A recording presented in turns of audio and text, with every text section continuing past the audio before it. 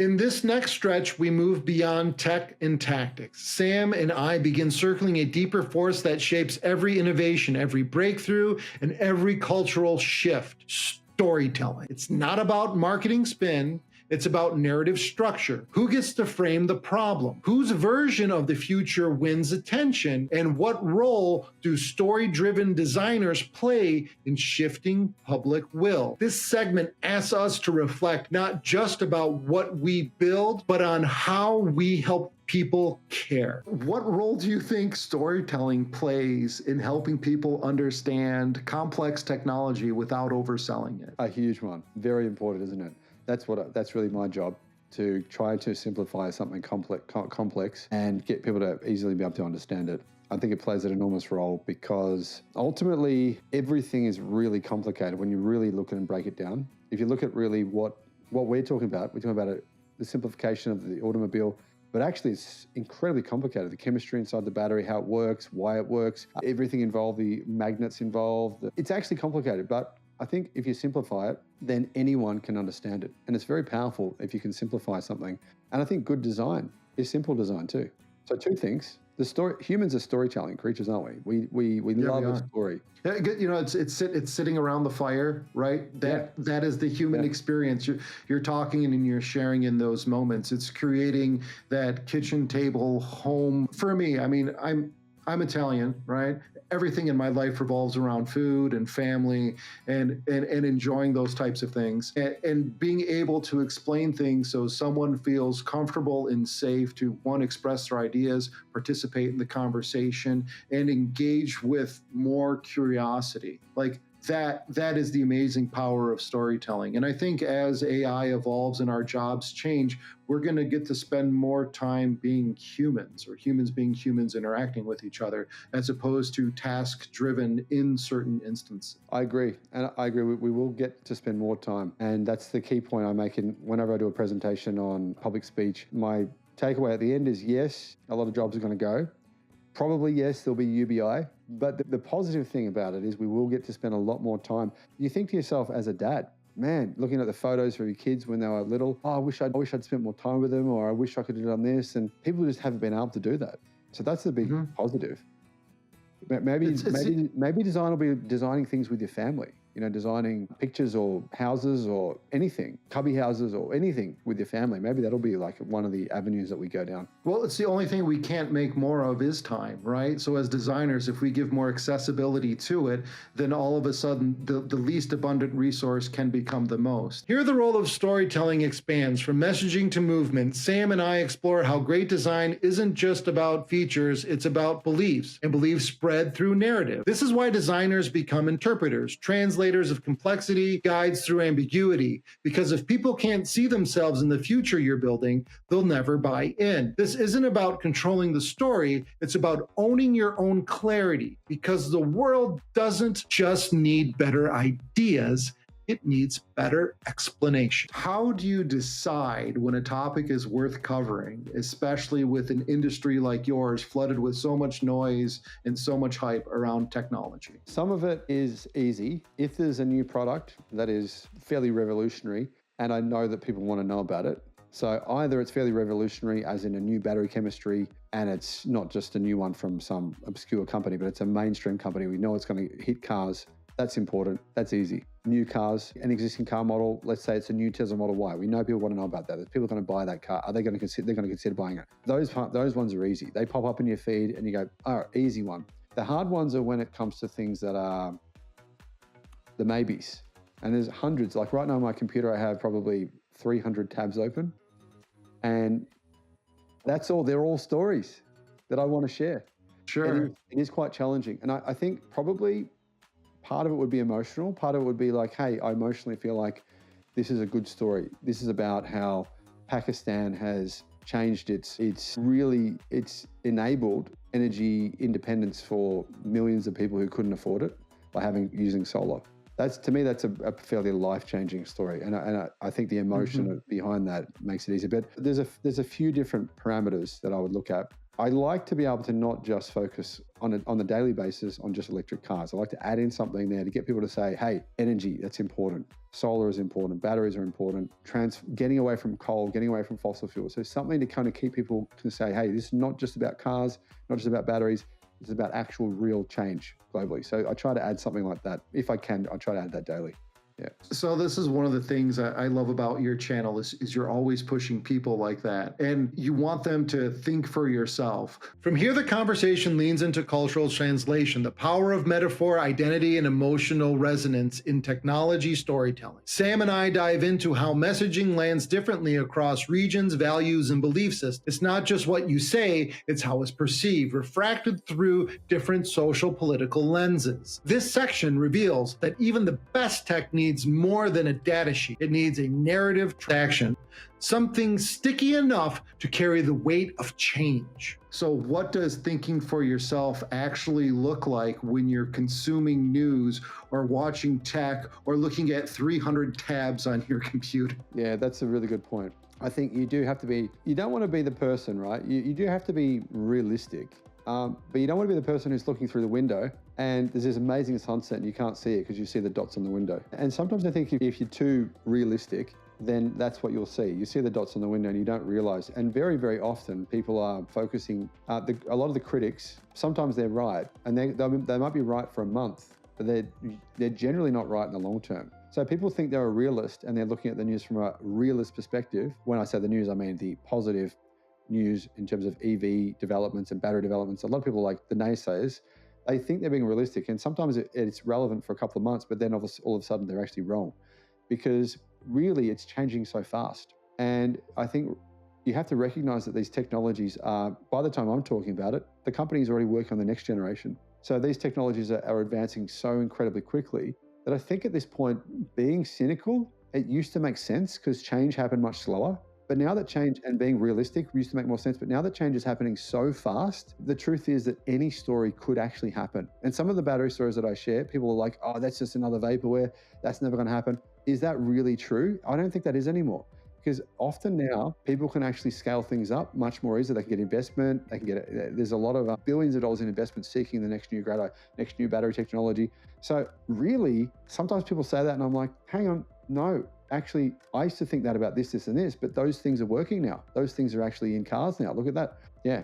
So it's sort of probably, I'd say the best way to look at it is just to be an optimist and say, how can this work? Not why can it, why, you know, you can come up with 5 good reasons why something won't work. Anyone can do that, really. And what's interesting is it's not a singular, you know, you really like solar. I really believe it's going to be a network of a bunch of different type of energies kind of coming together because of established hookups. There's these guys out at MIT, they've got this laser that they're blasting rock with, and they can blast rock so fast now that it makes sense for them to do geothermal power generation. And their idea is going into coal fire plants, blasting holes underneath coal fire plants to tap into geothermal, and then rehabbing that whole coal energy factory, not to produce coal power, but geothermal. Yeah, but it reuses partial infrastructure. My response to that would be 90% of the world lives on the Sun Belt. So I think for the other 10, maybe the marginal 10% as well, so that might be 20%. Yeah, all these kinds of things are relevant. Yeah, for sure. Yeah. Yeah. As the storytelling arc begins to settle, Sam and I turn towards synthesis, how messaging, mission, and meaning align in a world flooded with noise. It's not just about having something to say, it's about knowing when and how to say it so it lands with weight, not volume. The final reflection before the close of section 4 underscores one thing: design isn't just about what's made, it's about what's remembered. It's very true that you say everyone kind of lives in that little Sunbelt area. The good chunk of everybody lives by water, some type of flowing stream. So like hydrokinetic things are also really good, but it's hard to see that as an overall solution. And then the other thing, like there's already like 900-pound gorillas in the room that have well-established markets, and I've seen them consume amazing technologies and just be like, and I put that on a shelf, right? And so it's like partially getting around those or like attacking it from a bunch of different ways until they're just like, okay, fine, now this works within my ecosystem, but we got to get them to change what their ecosystem really is. Yeah. Yeah, I think you're probably seeing the challenges in the United States market, and there's a lot of them right now. A lot of vested interests. There are. Yeah. There are. Yeah. This segment isn't a summary. It's a call to attention. A reminder that the work of designing, building, and storytelling is never finished. It's maintained. And that's what this conversation has ultimately shown. Not a roadmap, but a rhythm, a way of rethinking that holds both clarity and complexity in the same breath. The world is full of marketing. What advice would you give to students about learning to spot the truth and trusting their own judgment? Yeah, this is a big issue. Millions of YouTube videos that are completely false, news articles that are completely false. And it's extremely frustrating because I get people email me this stuff, which just wastes my time, saying, look at this, look at this, look at this. And it's just garbage, just clearly false nonsense. And I don't have the time to answer them and say, mate, this is fake. And there's news channels about China on YouTube, about different things where the majority of the information there is complete bullshit. But they're being watched by millions of viewers. And I'm talking millions of viewers, where these people are saying claims like this company's, the end of the industry, or China's about to be bankrupt, all these crazy things.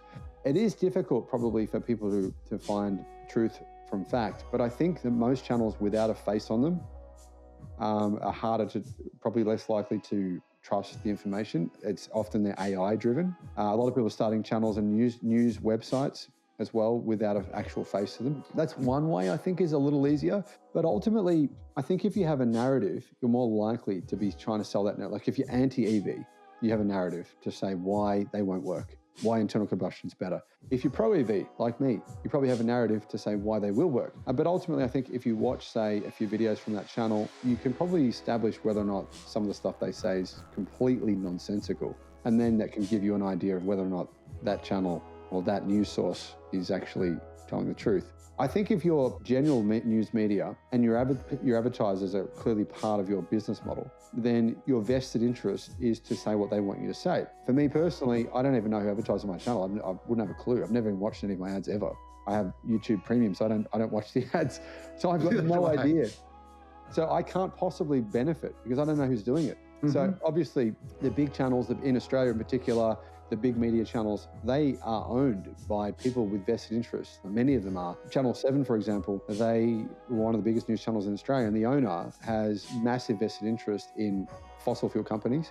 And they are all anti-EV because they are trying to slow it down very clearly. So I think if you're watching a news channel and that channel relies on advertising and you look at their top advertisers, you can see they're going to support them and going to say what suits them and fits into their narrative. In addition to that, the mainstream media, 95% of the news they share is negative. So in my opinion, it's an enormous mistake to watch that on a regular basis because you're simply poisoning yourself with negativity. The final cadence of this episode lands here on legacy, hope, and the deep belief that design done well can actually move people. Sam and I zoom out one last time and ask not just what's next, but what's worth doing next. The answers are less about trends and they're more about intentions. They're less about disruptions and they're more about repair. This is a close that doesn't try to convince, it simply invites. Have you ever watched the U.S. news when you were here by chance? Did you catch an episode I or watch two? it here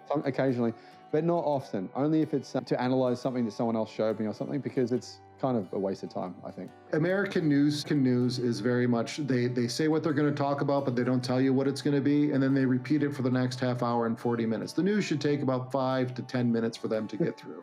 And it takes them like an hour to get through it. And like when I go to visit my family in Italy, like the Italian news are just like, it's at the top of the hour, boom, here you go. Here's 10 minutes of what it is when we're moving on to things you actually want to focus in on. And so like there's this social disconnect in how they're programming and hyping people up and just gaslighting in the way they deliver the content that I don't think is really useful if you're looking for different type of truths where, we're trying to have an honest conversation and move forward. Well, I'm trying to have an honest conversation and move forward the idea of green technologies the best way possible. I'll let you say what you're trying to do, right? Yeah, that's correct, isn't it? And so much of the media is just, now it's like what so and so celebrity did on the weekend. That adds no value to your life. If anything, it takes value away from you. Like you said before, time's a finite resource.